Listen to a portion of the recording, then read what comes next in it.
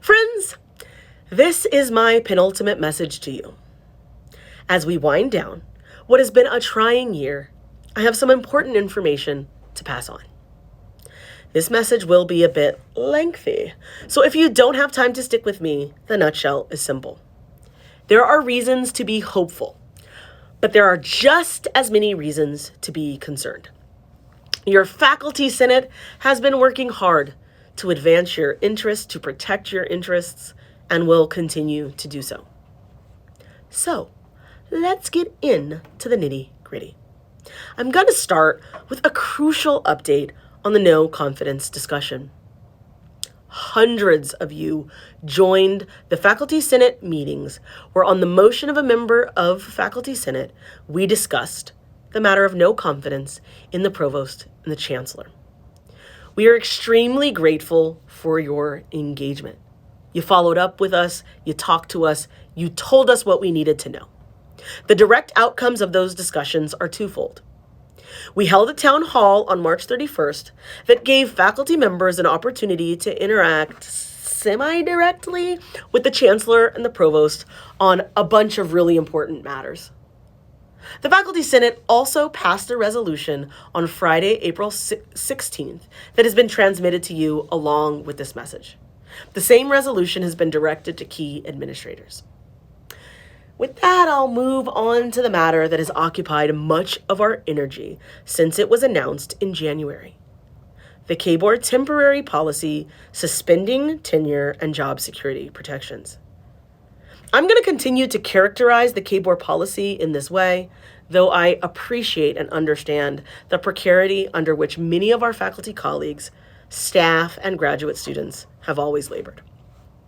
So here's what you need to know about ongoing work around that policy. First, we have heard you. Most faculty, regardless of their position, are unhappy. They remain unhappy with the policy and are deeply concerned that KU's administration has resolutely refused to reject it outright. Faculty Senate has urged the chancellor and the provost not to pursue the policy, but we have also been and remain committed to working collaboratively with the administration to find alternatives that work for us and serve us all. We have asked for formal shared governance processes to be activated and utilized from the beginning of decision-making. We have asked for our long-established shared governance committees to be fully integrated into problem-solving, not merely asked to review plans after they are fully set out. That has not happened, and it is frustrating and disappointing. That said, it appears that governance mechanisms are being activated now, and we're going to keep you abreast of developments on that front. And we have some reason to hope that adequate, emphasis on the word adequate, shared governance engagement around the K-Board policy will be realized. At its meeting of April 14th, the Kansas Board of Regents adopted amendments to the policy that mandate two things that KU faculty have been asking for. The first revision is essentially a shared governance clause. It's not what I would call best practice shared governance, but it is something. That amendment states, and I quote, "Elected representatives of the university's faculty, staff, and student governance groups shall be given an opportunity to provide input, comments, and recommendations on the draft framework prior to the university provost's endorsement and chief executive officer's adoption and submission of the framework to the board for approval." The second revision mandates more transparency and some accountability. It provides that prior to the framework being implemented on any campus, the university's CEO, that would be our chancellor, must communicate to both the campus community and to the Board of Regents a rationale for why the framework must be implemented instead of existing suspension, dismissal, or termination policies. Although this is not the outcome we might desire, this is a good result given the posture of the Board of Regents. The ad hoc committee that advanced the revisions was the idea of the Council of Faculty Senate Presidents, on which I serve, and which is led by the Faculty Senate President of Wichita State. Faculty had one stakeholder representative on the committee, and Provost Bickelmeyer served as one of the administrative stakeholder representatives. On the matter of transparency, we continue to work with the administration, and on this issue, hooray, we have seen considerable improvement over the course of the year. Early this semester, the provost began releasing informational videos that revealed more budget information than has been seen in some time. The recently onboarded CFO has also made commitments to full transparency. We're pleased by this development. We're thankful for the development. But I should also note that many faculty just don't trust the financial information being reported by the administration. That's reflective of a deeper lack of trust that is built up amongst our faculty ranks. In this regard, there are also positive developments. Like I said, on March 31st, Faculty Senate hosted a town hall that both the provost and chancellor attended. Faculty members submitted like 150 or something questions in advance, and several faculty members were able to engage with the provost and the chancellor in real time. I'll be totally frank and honest. Those of you who reached out to me after that town hall had nothing good to say about the answers you heard. But many felt that the meeting was an important first step in creating a climate of trust with the administration. Some of you felt that that meeting really helped crystallize what you think needs to be done next, and these are important developments. Along those lines, the provost expressed willingness to attend another town hall and suggested we might want to invite Jeff DeWitt, the new CFO, to join. Faculty Senate agrees. And while we're going to afford the CFO considerable grace as he transitions into this role, we do expect to invite him to meet with you, to meet with us, to answer the questions you've been asking, for at this point, years. Administrative willingness to engage with you, to engage with us around hard and uncomfortable money matters is a positive development for which we should be thankful.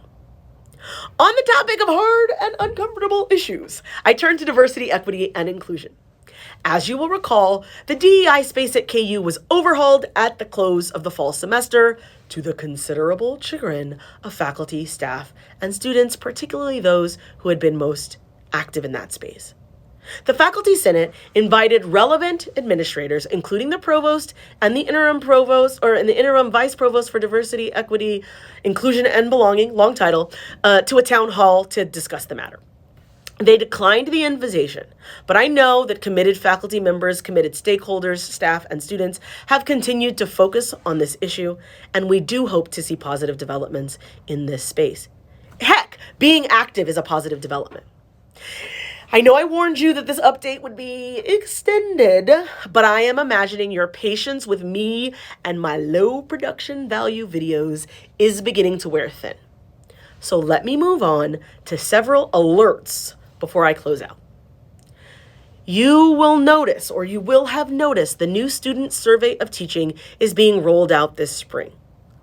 While we are pleased with the thoughtful work that went into the development of a better tool for students evaluating and thinking about our teaching, the Faculty Senate Executive Committee, along with the Faculty Rights, Privileges, and Responsibilities Committee, are concerned with this rollout.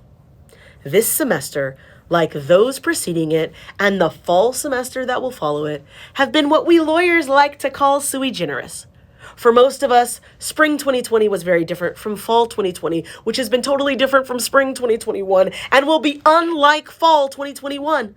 We've been asked to reinvent our teaching over and over and over and over. And while we are informed that we should expect fall 2021 to be essentially fully in person, we can't imagine that it'll be a return to anything we're used to, much less a return to normal.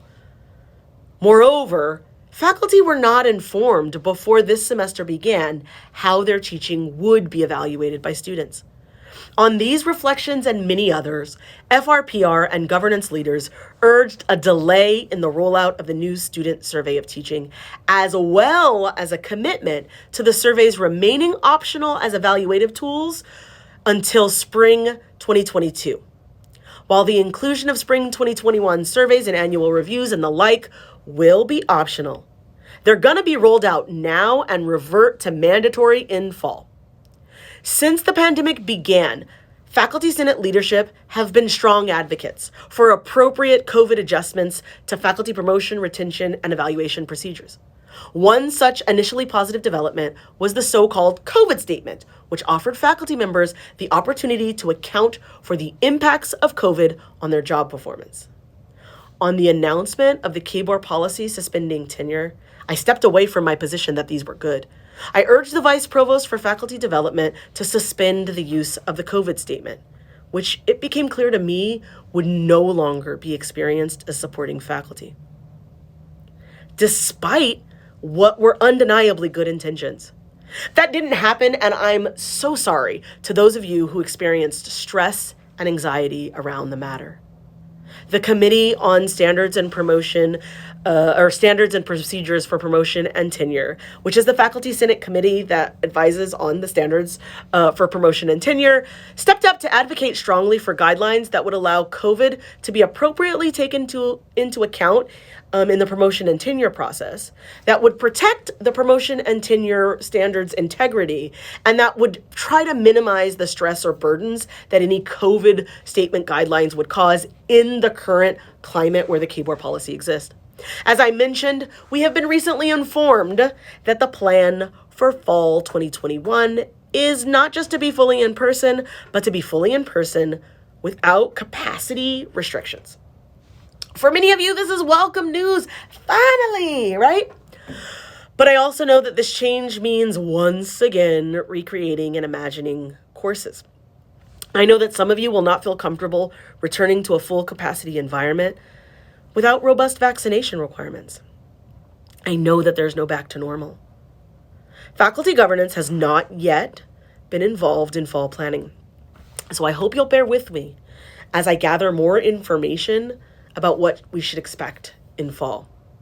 And I hope you will let me know what you need to make this change. All right. I have to apologize. This was too long. Seriously, it was the most. But if I'm asking the administration for transparency, if I'm asking you to work with me, I have to put as much on the table for you as I can. I promise. My next message will be short and sweet, and it'll be a farewell that you should probably ignore. Except please don't ignore it, because sending these messages helps me feel connected to all of you in a year that has been disconnected. My faculty comrades, who it has been an unending honor to serve.